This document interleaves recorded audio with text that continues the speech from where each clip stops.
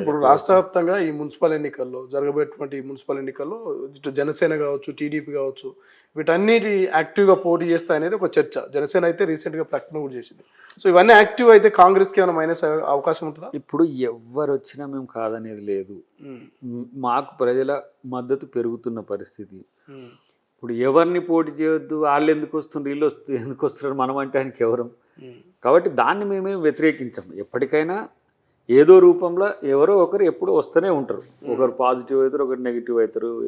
ఇప్పుడు కాంగ్రెస్కి అనుకూలంగా గతంలో ఉన్న వాళ్ళు ఇప్పుడు కాంగ్రెస్కి అనుకూలంగా, ఇప్పుడు టీడీపీ గతంలో కలిసి పోటీ చేసినాం తెలంగాణలో. ఇప్పుడు అవకాశం ఉండదు కదా, అది ఎన్డీఏ కూటమిలో ఉన్నది. అట్లనే పవన్ కళ్యాణ్ కావచ్చు, అట్లనే ఇంకా ఇతర పార్టీలు కావచ్చు, వాళ్ళ రాజకీయ అస్తిత్వం కొరకు ఏదైనా చేస్తారు. బట్ మాకు ఆ కాన్ఫిడెన్స్ ఉంది. పెద్దగా మేమేం దాని గురించి వర్రీ అవ్వాల్సిన అవసరం లేదు. మున్సిపాలిటీస్ అయినా ఏవైనా ఎన్నికలు ప్రజలు మాకు మద్దతుగా ఉండడానికి ప్రభుత్వం యొక్క సక్సెస్. దాంతోపాటు రేవంత్ రెడ్డి గారి యొక్క నిర్ణయాలు ప్రజలకు నచ్చుతున్నాయి. ఇక్కడనే కాదు, నేనైతే అమెరికా పోయిన చాలా ప్రాంతాల్లో చాలామంది ఎన్ఆర్ఐస్ అదే మాట అన్నారు. పెట్టుబడులు కూడా వాళ్ళు ఇక్కడ పెట్టడానికి చాలా సిద్ధపడుతున్నారు. ఇప్పుడు ఆంధ్ర మిత్రులు, తెలంగాణ మిత్రులు అనే తేడా లేకుండా తెలుగు వాళ్ళు కానీ ఇండియన్స్ కానీ ఇప్పుడు ఏదైతే మనం గ్లోబల్ సమ్మిట్ ఒకటి పెట్టినామో తెలంగాణ రైజింగ్ అని, దాన్ని ప్రపంచవ్యాప్తంగా ఎక్కువ ప్రచారం అయింది. తర్వాత ఒక పరిస్థితి ఏంటంటే మనం ఒక స్ట్రీట్కు ట్రంప్ పేరు కూడా పెట్టినాం. ఓకే, అది కూడా అక్కడ చర్చ జరిగింది. అది నాకు తెలిసి ట్రంప్ లాబీలని ట్రంప్తో జరిగిన ఒక సమావేశంలోనే జరిగిందని విన్నాను నేను ఒక మిత్రునితో. అంటే ఆ స్థాయి దానికి ఆ సమ్మిట్కు పేరు వచ్చింది. తర్వాత చాలామంది ఏంటంటే మమ్మల్ని కూడా ఇన్వాల్వ్ చేస్తే బాగుండు అని ఒక చర్చ వచ్చి, ఎందుకు వస్తున్నది, ఒక రాష్ట్రం పెట్టిన ఒక సమ్మిట్కు ప్రపంచవ్యాప్తంగా ఉన్న పెట్టుబడిదారులందరూ లేదంటే కంపెనీస్ అన్నీ కూడా ఇండియాకు, దట్టు హైదరాబాద్కు రావాలనే ఒక పరిస్థితిని ఎక్కడ పోయినా కూడా దాదాపు ఒక 4 మీటింగ్స్ ఎక్స్క్లూజివ్గా తెలంగాణ ప్రభుత్వం మీద, తెలంగాణ ప్రభుత్వం ఏం చేస్తుందని తెలుసుకోవడానికి మీటింగ్ పెట్టిండాలి. ఓకే, నేను ఈ గ్లోబల్ సమ్మిట్లో జరిగిన అన్ని అంశాలు, తర్వాత మనం ఇప్పుడు రేర్, తర్వాత ప్యూర్కి సంబంధించిన అంశాలన్నీ కూడా వాళ్ళకి చెప్పిన ఒక అర్ధగంట 30 గంట. వాళ్ళకి ఇట్లాంటివి జరిగేటప్పుడు మేము దుబాయ్కో, ఇప్పుడు వాళ్ళు అమెరికన్ కంపెనీస్, పొటెన్షియల్ కంపెనీస్ అన్నీ కూడా ఎక్కడెక్కడ పెట్టాలని ఆలోచిస్తుంటారు. అలాంటప్పుడు మేము ఆల్టర్నేట్ ఎందుకు పెట్టాల్సిన అవసరం ఉంటుంది, మేము ఇండియాలోనే పెడతాం కదా, హైదరాబాద్లోనే పెట్టగలుగుతాం కదా అని ఒక అంచనాకు వచ్చిందంటే ఆలోచించండి ఎట్లా ఉందో. దాదాపు నేనైతే 5 మీటింగ్స్ ఎక్కువ వాటి మీద క్వశ్చన్ అండ్ ఆన్సర్స్ ఉండే. ప్రభుత్వం ఎట్లా చేస్తుంది, ఏం చేస్తుంది, ఆ విజన్ డాక్యుమెంట్ అంతా మీరు నెట్ల నుంచి తీసుకొని చదువుకోండి అని కూడా చెప్పిన. అంత మనం డీటెయిల్డ్గా చెప్పలేము కాబట్టి మళ్ళీ నెక్స్ట్ పోయినప్పుడు వాటి విషయాల మీద ఇంకా కూలంకుషంగా చెప్పినా కూడా, అంటే అలాంటి ఒక నెంబర్ 1 దేశంలోనే మన దాని గురించి చర్చ జరుగుతుంది. చర్చ జరగడమే కాదు, అన్నిటికంటే ముఖ్యంగా హైదరాబాద్ వైపు ప్రపంచం చూపు ఉంటుంది అని చెప్పడానికి చాలా కారణాలు. ఇప్పుడు దావోస్ మళ్ళీ ఇప్పుడు 19th నుంచి వరల్డ్ ఎకనామిక్ ఫోరం, దాంట్లో కూడా ఎక్కువ పెట్టుబడులు వస్తాయి అనేది ఒక ఆలోచన. పోయినసారి కూడా చాలా పెద్ద ఎత్తున 1.79 lakhs crore సంథింగ్ వచ్చినాయి. అంటే ఏంది, ముంబై తర్వాత, మహారాష్ట్ర తర్వాత మనకే వస్తున్నాయి. అంటే ప్రభుత్వం చేస్తున్న పనులకు ప్రజల ఆదరణ ఉంటూనే ప్రపంచ దేశాల నుంచి కూడా మనకు ఒక ఆదరణ పెరుగుతున్న పరిస్థితుల్లో కొంత వాటిని స్ట్రీమ్లైన్ చేసుకోవాల్సిన అవసరం ఉంది. వాటిని ముఖ్యమంత్రి గారు చాలా సమర్థవంతంగానే చేస్తున్నారు. కాకపోతే వీళ్ళకి ఏమో కళ్ళు కొడుతున్నాయి, ఈ ఎవరైతే ఉత్తుత్త విమర్శలు చేసుకుంటూ ఏదో ముఖ్యమంత్రి విమర్శించాలనే పేరుతో చేస్తున్న వాళ్ళకి. నేనైతే నాకు చెప్పమని కూడా చెప్పిండు ఒక మిత్రుడు, న్యూజెర్సీ మిత్రుడు. తను ఇట్లా మీటింగ్ జరిగేటప్పుడు ట్రంప్ ఆధ్వర్యంలో జరిగిన మీటింగ్లో నీ పేరు అక్కడ హైదరాబాద్లో ఒక స్ట్రీట్కి కూడా పెట్టిండ్రని అంటే ఇది అంటే వాస్తవం అన్నట్టుగా అని ఆయన అన్నట్టుగా.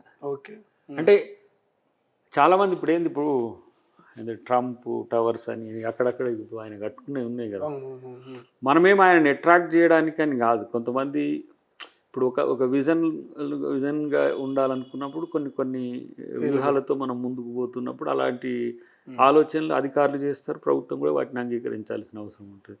సో అలాంటప్పుడు నాకున్న అంచనా ఏంటంటే మరింత వేగవంతమైన హైదరాబాద్ అభివృద్ధి అనేది అతి త్వరలో ఇంకా జరుగుతుందని ప్రపంచ స్థాయి నగరాలతో పోటీపడే స్థితి హైదరాబాద్కి, అది కూడా 4th సిటీ అయిద్దని నేను కోరుకుంటున్నాను. ఎందుకంటే చాలా నర్వస్ అయినా నేను అమెరికా తిరుగుకుంటా ఆ రోడ్లను వాళ్ళ డెవలప్మెంట్ని చూసి.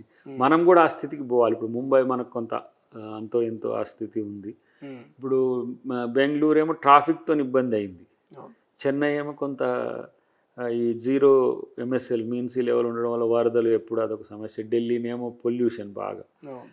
హైదరాబాద్ మనం ఏంది న్యూయార్క్తోనూ లేకపోతే డల్లాస్తోనూ లేదంటే కాలిఫోర్నియాతో ఇట్లా పోటీ పడే విధంగా తయారవ్వాల్సిన అవసరం అవుతుంది అనేది కూడా నాకు అనిపిస్తుంది. ఎందుకంటే ఇక్కడికి వస్తున్న కంపెనీలు కూడా ఆ స్థాయి, అంటే ఫార్చ్యూన్ 500 కంపెనీస్లో మనం ఒక 100 అయినా కూడా మనం ఇక్కడ చూడాలనేది సీఎం గారి కళ ఉంది. సో రేపు మనం ఇన్ఫ్రాస్ట్రక్చర్ డెవలప్ చేసి కొంత అడ్వాన్స్ అవుతున్న కొద్దీ కూడా మనకు ఎక్కువ చాలామంది నాకైతే సైబర్ సెక్యూరిటీస్ మిత్రులు, సర్వీస్ రోబోకి సంబంధించినవి కానీ ఇంకా మేజర్గా IT companies, American IT companies ఇక్కడ ఏఐకి సంబంధించి ఇప్పుడు ఇవన్నీ 3 ఏళ్ళలో సాధ్యమైతాయా? ఇక 2 ఏళ్ళు అయిపోయింది, ఇంకా 3 ఏళ్ళు ఉన్నాయి. మీరు పెట్టుకున్న విజన్ టార్గెట్ని రీచ్ అవుతారా 3 ఏళ్ళలో? ఇంకా ఎక్స్టెంట్ అవుతామని చెప్తూనే ఉండగా మా ముఖ్యమంత్రి, మళ్ళీ నెక్స్ట్ నేనే సీఎం అనే పరిస్థితి ఆయనకు ఆ కాన్ఫిడెన్స్ వచ్చింది, లేకపోతే అన్నాడు. సో నేను అనుకుంటే ఈ లెవెల్ని ఈజీగా అవతలకి దాటగలం. ఓకే, కానీ ఇక్కడ ఉన్న డెవలప్మెంట్లో మూసీని కానీ మనం ఇతరత్ర హైదరాబాద్ డెవలప్మెంట్ చేస్తూనే రేర్ను కాన్సన్ట్రేట్ చేయాల్సిన అవసరం ఉంది. అంటే రూరల్ అగ్రికల్చర్ ఎకనామిక్ జోన్ అనేది మనం సగటు గ్రామీణ యువత ఉపాధి అనే లక్ష్యంగా ప్రణాళికబద్ధంగా ముందుకు పోయే పరిస్థితి రేపు ఉంటుంది. ఎందుకంటే ఇప్పుడు ప్యూర్ కానీ క్యూర్ కానీ హైదరాబాద్ పెరిఫెరల్, హైదరాబాద్ చుట్టుపక్కల ప్రాంతాలు. కానీ మనకు ప్రధానమైన వనరు లేకపోతే ప్రధానమైన తెలంగాణ అంటే ఏంటిది? మనకు రేర్ ఏరియానే. అగ్రిగేరియన్ ఉత్పత్తులకు ఎట్లా మనం మార్కెటింగ్ చేయాలి, తర్వాత యువతకు ఉద్యోగాలు ఉపాధికి సంబంధించిన అంశంలో పకడ్బందీ నిర్ణయాలు భవిష్యత్తులో తీసుకుంటాం. ఎందుకంటే అదే ముఖ్యం. హైదరాబాద్ మనకు గుండెకాయ అయినా సరే మనకు మొత్తం మన బాడీ అంతా తెలంగాణ, రూరల్ తెలంగాణ కాబట్టి వాటి గురించి కూడా ఆలోచనలు చేస్తున్న ముఖ్యమంత్రి గారు డెఫినెట్గా ఇలాంటి ఆలోచనలు, ఒక ప్రోగ్రెసివ్ థాట్స్ ఉండబట్టే ఎక్కువ మొత్తంలో ఆయన చేసే పనులకు ఆదరణ ప్రజలిచ్చే ఓట్లతో మనకు కనబడుతుంది. సరే, ఇది మనం ఇప్పుడు జరిగిన జూబ్లీ సెలెక్షన్ అనేది ఒక ప్రామాణికం అయితే, రేపు జిహెచ్ఎం సెలెక్షన్ కూడా ఒక టెస్టే కదా. ఇప్పుడు లోకల్ బాడీస్లో వాళ్ళు ఏదో ప్రచారం చేసుకుని మాకు కూడా బాగా వచ్చినాయని చేసుకున్నప్పుడు కూడా కాంగ్రెస్ ఎక్కువ స్థాయిలో మోర్ దాన్ ఎనఫ్ నాకు తెలిసి అంత వస్తాయని కూడా అనుకోలేదు, వచ్చినాయి.